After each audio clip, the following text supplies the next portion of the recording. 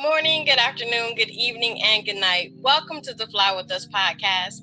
This podcast is bringing the art of conversation, self-love, self-care, mental health care and protection, life lessons, and everything in between. Today, we're going to talk about, like it or not, we got Kamala. I'm Lady Bounce. I'm Kryptonite, y'all. Okay, so everybody's all up in an uproar. I like her. I don't like her. She's black. She's not black. Like it or not. Listen. Okay, look. I mean, am I doing it before I start diving into something? Am I doing a mindfulness minute right now? Yeah, go ahead. Okay, here we go. Gotta set the tone, I guess. Okay. So our mindfulness minute is be open to change. Okay. Our lives today are driven by change, globalization, new technology, and the fast-moving nature of just about everything. People change too.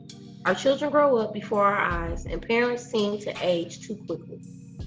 Change in our lives is not just inevitable, it's an opportunity to grow and progress. Recognizing this as a fact of life can be liberating and life-changing.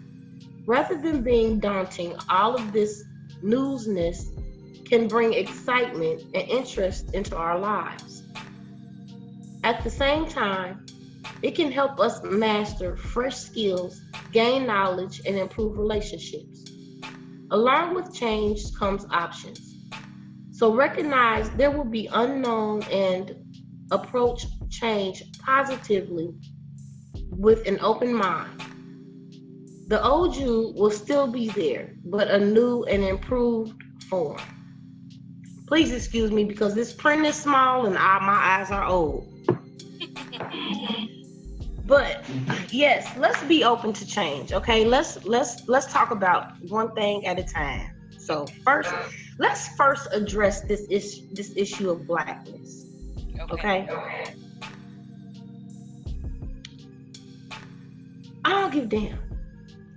First of all, whether or not you think she black, the white folk think she black. Whether or not she's black enough for us, she too black for them. True. So when we talking about all this blackness, she ain't black,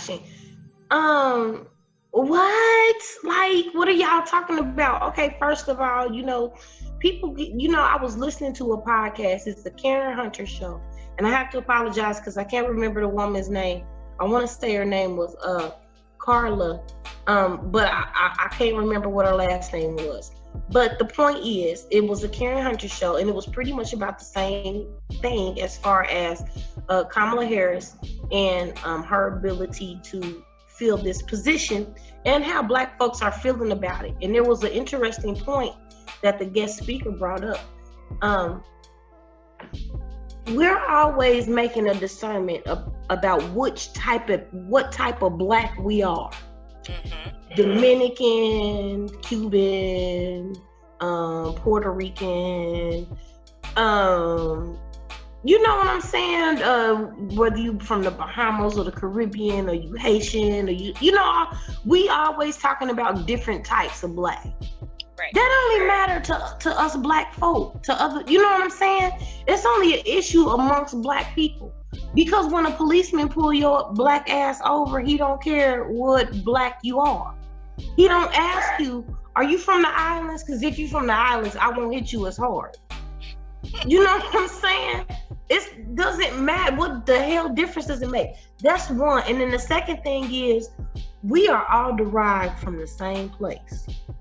We all came from the same place. When we got on them ships, we didn't all get off at the same port. Right.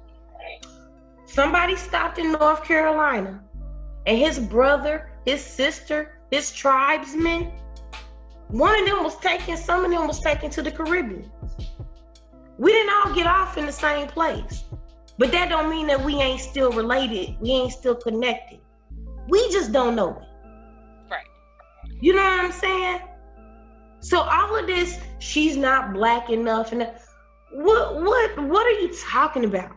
What are you talking about? Because when it comes down to it, the system that is set up for your failure Don't care whether your black ass came from the Caribbeans or from down the block in Ohio or from off the block in Brooklyn or Right. from North. You see what I'm saying? This system that is set up for your failure as a black body does not care where that black body came from.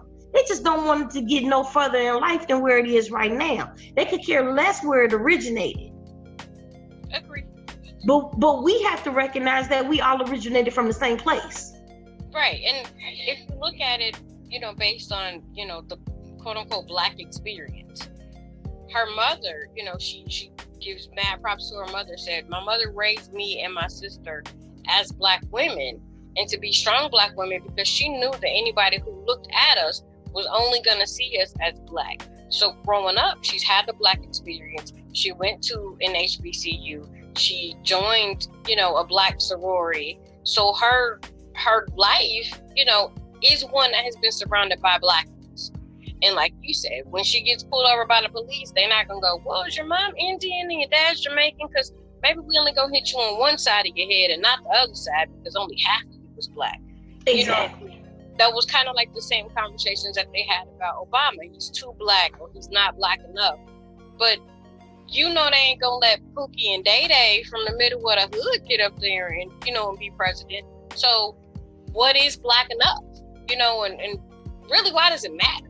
So if we stripped away her color and her race and all of those things, she's a woman.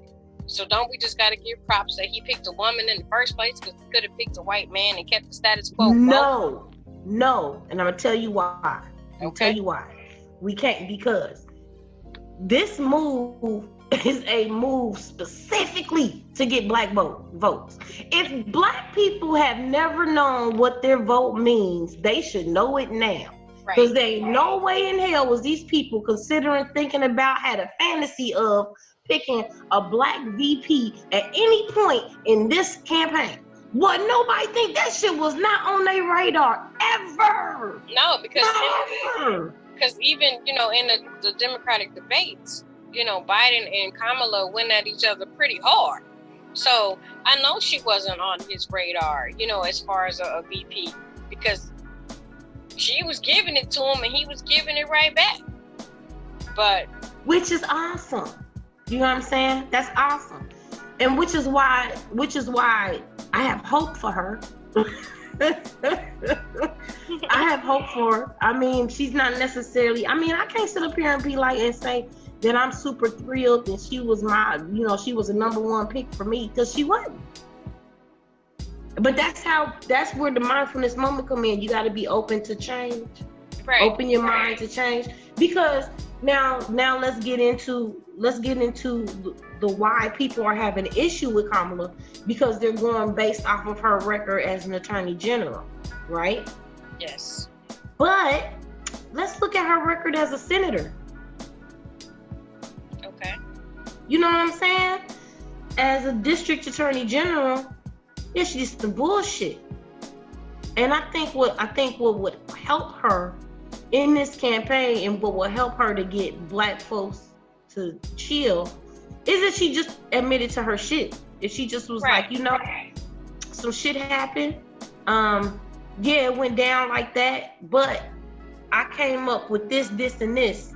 You know what I'm saying? As I did that as an attorney general, and I'm not proud of that record. You know what I'm saying? And yes, there were some things that occurred that really shouldn't have occurred. You know what I'm saying? And I'm not proud of that. But as a state senator, the legislature that I passed to help correct some of those negative actions, or to help correct some of those situations that led to people being in those negative situations. You see what I'm saying?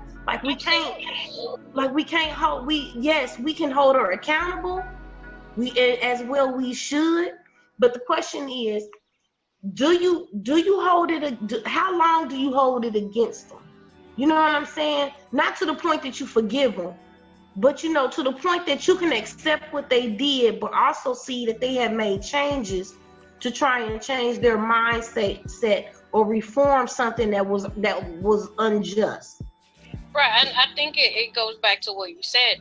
I think for her, the biggest thing that she needs to do is to address it, because it is like the big purple elephant in the room. So she needs to say, yeah, I did my job as a prosecutor. Maybe I did my job a little too well, when it came to locking people up and giving them extra time. I was doing my job blindly, because in a lot of ways, she's just like, okay, here's the crime, here's the whatever. I got to do what I got to do. I'm supposed to, be hard on crime or whatever, and not always. Like, I don't think she was looking at individual circumstances. And then as she, I believe as she became a senator, that is something that she started to do. And who knows, maybe that, for all we know, maybe that was part of her strategy. Maybe that, like how they say casualties of war, maybe that was part of her strategy to get where she needed to be to make a more effective change the way she wanted to make it. Because, and I give you an example, in St. Louis, here we go. There is a DA in St. Louis. Her name is Kim Gardner. She has a lawsuit right now against the state of St. Louis, and I think we talked about this before, but I couldn't remember her name. And I said she was in Indiana. That's what it was. She's not in Indiana. She's in St. Louis, and she's got a lawsuit that is invoking the KKK Act law of 1871. It was passed during the Reconstruction after slavery, and basically it stops discrimination from a person of color being able to do their job effectively, like to run businesses, or to have business, or to be in business and be stopped from doing their job because of the color of their skin. And basically, that's what's going on in St. Louis right now. Right now, I want to say I think there's two district attorneys, and one of the district attorneys is suing her, saying that she's not doing her job, that she's too ambitious and she's doing too much at her job. Okay, they've got her office under investigation, trying to find some kind of way that they can like dismiss her or fire her, but they don't have anything on her. And basically all of this stems from a case that she was working on, where she found that there was enough evidence to release the person from jail because it exonerated them from the crime. And they don't want her doing that. Right. And she's and that's what she's been doing. So they've been having a problem with that. And so now they're trying to just strip her of all of her duties and just trying to just get her on up out of there, period. But see, and see, she was a DA. Just like Kamala was a DA. And we don't think about these things that we go through, not just as Black people, but also as Black women.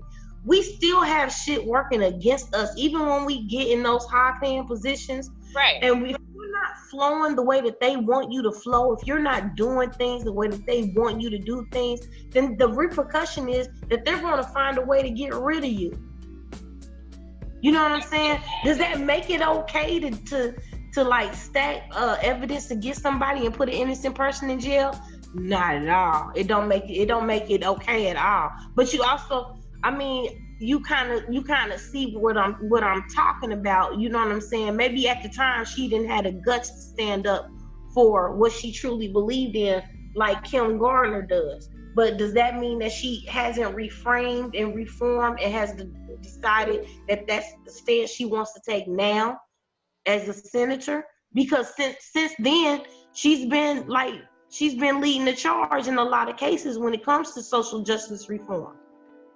Yeah, I think anybody can change, because if we're gonna, if we tear down her because of her record and her past, then we got to get Biden as well, because he did the same thing. He signed the crime bill. He made racist comments about how he didn't want his kids to go to school with Black kids because he didn't want it to become a race jungle. Like, who says stuff like that? Now, white people. He has since apologized. But is that enough? And even if Kamala comes out and says, hey, I'm sorry, I was wrong, I did my job a little too well, is that enough for people to be like, oh, okay, we welcome you with open arms. I don't think anybody should I don't think any of us should welcome her with open arms. That's our problem. We gotta stop doing that shit right there. Quit welcoming motherfuckers with open arms. You know what I'm saying? Even when they look like us, like they say, everybody that look like you ain't for you. Right. Just because they your skin folk, that don't make them your kin folk. We gotta stop doing that stuff. Quit sitting up there and just because they black. Just same way we gotta stop thinking that just because they black, they gonna save us. Ain't nobody gonna save us. We gotta say this is another issue of she's not black enough. She ain't Martin Luther King enough. She ain't Malcolm X enough. So she can't save us. But it's not about her saving us. It's about us saving us. It's about us recognizing who is the best set of candidates for this election. Do you really want to go through another 4 years of Trump and Pence? No. And I say that because I believe we are in a new dawn where we are now more politically energized than we ever had been before. And I gotta love this younger generation because this younger generation is really trying to bring it. Like if we are paying attention, the younger generation is building political parties. There's the Color of Change, there's Black Lives Matter, there's another political party, and I think we touched on it before. I'd have to go back in my notes to see exactly what that was we were talking about, or who it was we were talking about when we were talking about a black political party that was just coming. It was a group of young people that was just coming about, but I can't remember. I can't remember what episode that was. But anyway, the point is that we as black people are making moves, and we are trying to get ourselves together politically, and we are trying to get on the same accord. That's another thing too. We spent all this time bickering about the little insignificant bullshit. Who's black enough? When it doesn't matter. It don't make a difference. What about her record? Yes, I understand the record. That's more of an issue than her blackness. Please believe me. That's more of an issue. But we can see where she has made positive change since that record as a DA, for one. We can see on TV where she has went after people. You know what I'm saying? Like when she went after Jeff Sessions. When she was doing the cross-examinations that we see on CNN all the time. You know what I'm saying? We see that she's been aggressive in going after those people that have been dishonest and that have been causing a ruckus in our government as it stands right now. She sits on committees right now. You know what I'm saying? So like, why do we give everybody else a pass except one another? Yeah. Paula Dean that bitch made cakes, and we sat up there and said, "Oh, you call one of us a nigga? Well, we love your pound cake, Paula, so come on back." But one of the things that I'm always talking to people about too is that we often forget when we get into these situations where we're bickering about who's better for this or who's not better for that. We leave out the fact that whoever is the president, they have to be the president of the United States, which means they got to be president for people that you don't agree with. They got to be president for people that you might not necessarily like. And there isn't going to ever be a president in the history of presidents that is going to say, I'm only going to look out for one race of people, and that's that, or one type of people. And there should not be. There should not be that. But what there should be, and what there is about to be, because young people are taking this initiative, is a couple of different organizations within the Senate that's going to be looking out for the interests of black people. Right. Now, we didn't do this. We didn't do this before. We didn't do this when the civil rights movement came about. We didn't have anybody. We had one person sitting in the Senate, that had the ear of Congress. One person. He wasn't backed by nobody. We only had one person. And I believe, I want to say a name, but I don't want to be wrong in the name that I say. So I'm gonna keep my mouth shut, even though I really want to say it, but I'm not sure how correct I would be in saying that name. And I don't want to, because it's between two people and I'm not sure which one it is. Okay. So That's I good. don't want, yeah, yeah. But during the '60s, there was one person that basically that had the ear that was in Congress that could get our points across, that could get that could get what we wanted across. You know what I'm saying? So Right. now we are coming into the a dawning of a time where basically, baby, politics is about to fade to black because we got at least three good organizations right now that's really trying to make a come up as far as making the voices of black and brown people heard in the Senate and in Congress, and trying to get our demands across to those people that makes our laws. I mean, and my thing is, if you've had enough, to act like you've had enough and start standing up for yourself and do something for yourself. Quit waiting for somebody else to come along and carry your ass across the threshold. Yeah, It don't work that way. we talked about that. We said there is no savior that's coming. You But gonna save nobody's yourself. believing it. Yeah, nobody's believe. We have to be like they say, kneel on. We have to kneel on their neck too. We have to be political bulldogs to make sure that we are getting people in there that's going to do what we need. And if they're not going to do it, we got to start voting them out.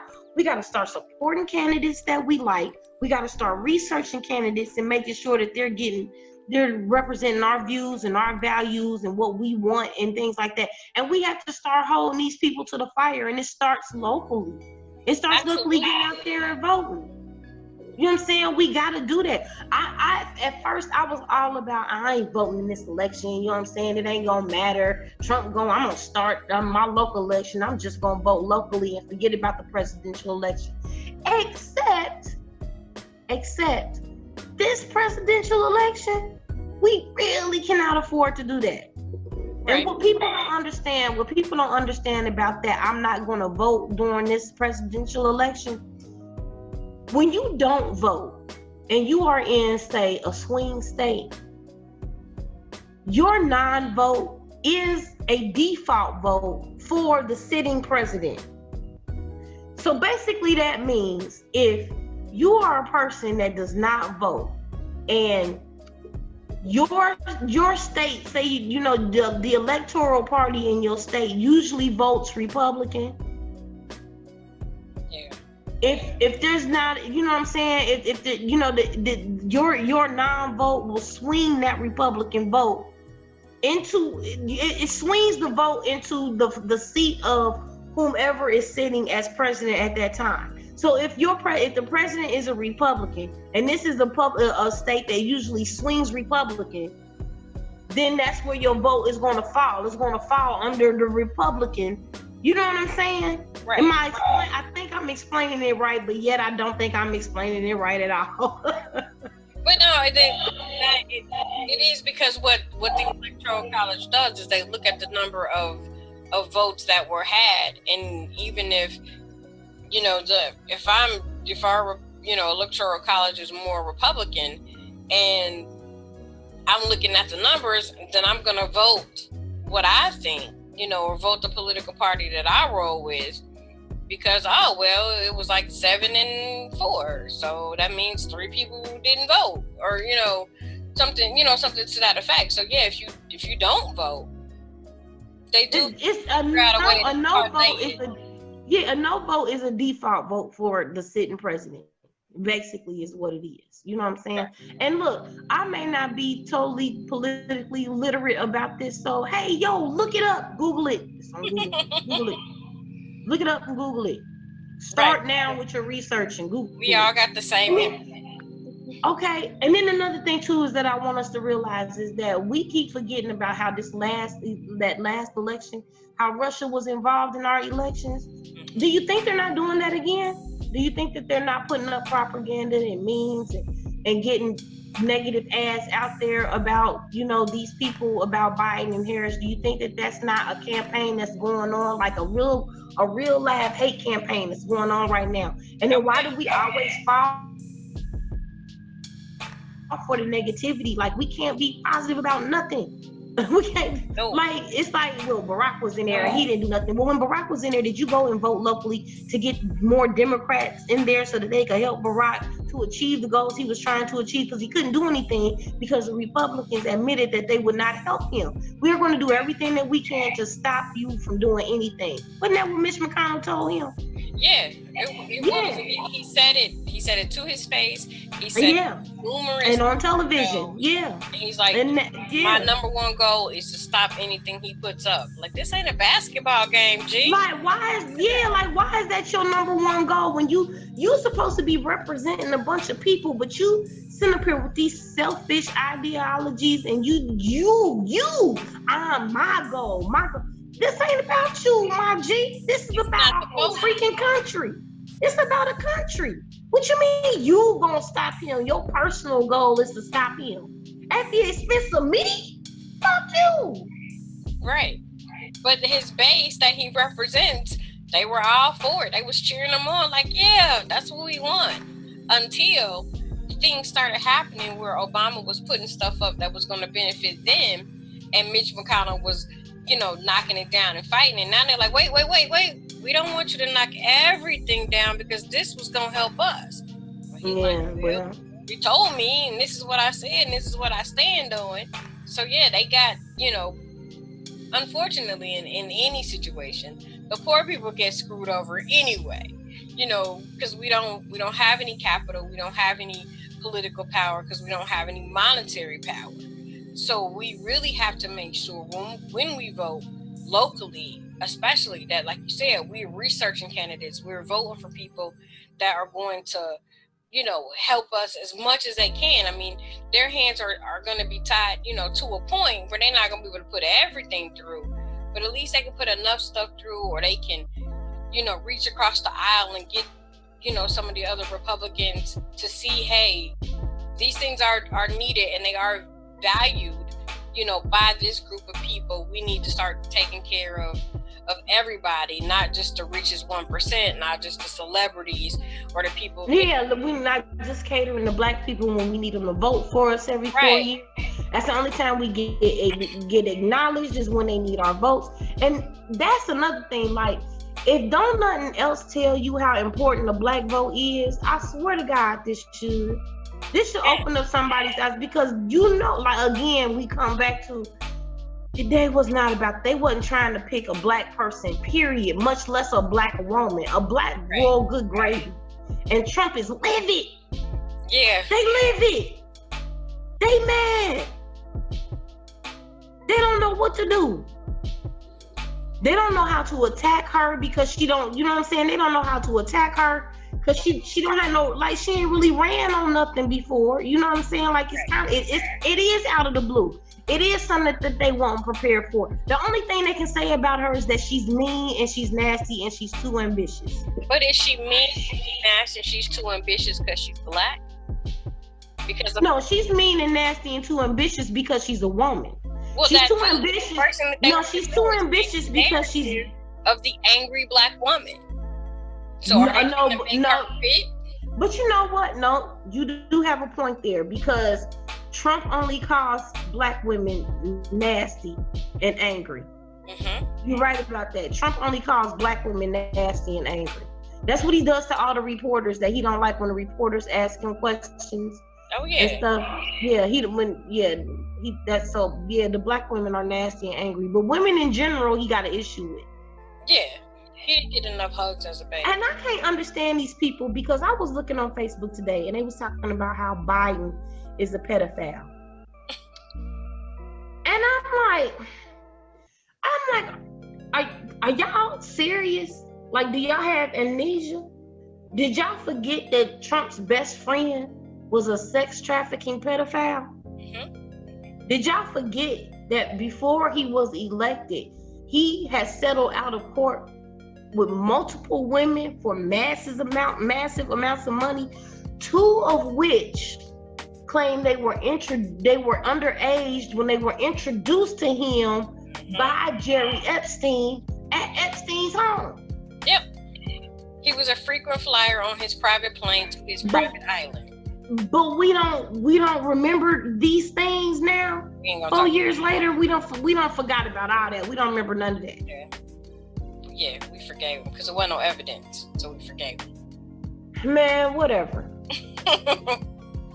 So as we wrapping this up, are we wrapping it up already? Yep. I got so much stuff written down. I know. We have to do a part 2. We're gonna have to do a part 2 because I'm telling you, I got stuff written here. I was doing some research. Like, come on, man, what is happening? So you already, kind of told us what the self-care assignment was for the day, which is so funny that you worked it in already. You be talking about me tying it in a bow. You already did. So but in case y'all missed it, listen. Open your mind, research your candidates, and then vote accordingly. And if there's a candidate that you like, support them. Look, people, without money, we can't do nothing. If all you got is $5, $10, give it. Give that $5, that $10 to your local candidate so that they can get the ball rolling. Because the people that we need in Congress can't get in Congress because they can't get the donations that they need to run the campaigns that they need to run. That's why we can't get good people up in there, because all that evil money is up in there. All that lobbyist money and all them evil motherfuckers with all that cash is sitting up there right now. So if we, the righteous people, really want to see change, we got to support that change with money.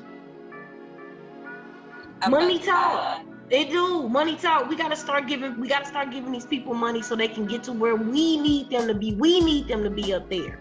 So we got to pay their way. I agree. So, as always, we got the brain science behind it all. So, this is the fascinating ways that your brain changes how you vote. What? So, we already know that the importance of voting is something that people have fought and died for, for many years. Our ancestors, what do they call them? White sympathizers, who also, feel our pain. So, here are some surprising ways that appearance affects voting. So we like to think that who we vote for is based on personal or political beliefs. But in reality, that's not the way voting works. Your brain tricks you into liking candidates who look like the best leaders, regardless of whether or not they actually are. So researchers were curious about how big a role facial appearances are when it comes to voting. So it says that just by looking at pictures and knowing nothing about the candidates, people correctly guess the winner 68.8% of the time just based on their facial expressions. They were looking for things that make a person look trustworthy, a person that looks honest, and a person looks like they share your same ideologies, even if they really don't. So basically, Trump don't look like none of that. No, he doesn't. Okay. Not at all. But maybe because he looked like a white supremacist. Well, okay, my bad. Okay. My bad, white nationalist. So your personality shapes how your political opinions more than you realize. Specifically, we're looking for 2 traits: openness, which means how much we like new ideas, imagination, and trying new things, and conscientiousness, so how organized we are, how much we like details and plans. So those things influence the way we vote as well. Liberals are more open-minded. Conservatives are more conscientious. Liberals are more likely to be high open with low conscientiousness. Conservatives are more likely to be highly conscientious and low open. And so that tells us a lot about the candidates themselves. What do you value? What do you think about? What do we as people value? And we pick the candidates based on that. So they asked 3 questions. There are three key questions that predict how you will vote and what your political stance is. The first question is, how easily disgusted are you? The second one, do you prefer things to be simple or complex? 3, are you open to exploration? Are you open to new ideas? So, if you watch speeches and you watch interviews, observe the facial expressions and body language to look for signs of dishonesty. Most people are impressed by politicians in this way, by how they look when it comes to being trustworthy or not. So it says, stop letting your brain trick you by reading speeches and voting records of candidates to decide if you like them. This way, instead of being impressed by politicians who are the best on stage, you can vote for the ones who support the same issues that you do. I'm hoping, because I can't understand how the Cheeto got up there if that's what we doing. Well, according to brain science, yeah, that is a phenomenon. But maybe he paid his way in, and that's why he got there. That's how he got there. I mean, he does have a base. I mean, he does have some people out there that think, act, and believe, that he is the Messiah and he is the great one. We just don't. I'm really hoping that is a dwindling minority. You know what I'm saying? And because this, like, we going through what we have been going through, this is ridiculous. This last couple of months, this ridiculous right here. The whole situation is, this man needs to be brought up on charges of mass murder. Like, he really do. Like, when he gets out of office, before he get out of office, first of all, they need to put him out of office. And he needs to be brought up on charges of mass murder. Because this is absolutely ridiculous. I agree. So if you feel like us, get out and vote, do some research on your candidate. You can always follow us as we do our research on Instagram, Twitter, YouTube, Facebook, wherever you get your favorite podcast. And of course, you can email us at flywithusla@gmail.com. I'm Lady Bounce. I'm Kryptonite, y'all. And listen, y'all go to the polls and y'all help people register. Y'all help take people to the polls and vote, and volunteer at the post office, because that man is trying to dismantle the U.S. Postal Service, and that's absolutely ridiculous. We need to prove that he can lose anyway, regardless of how bad he cheats. I like it. We out. Deuces, y'all.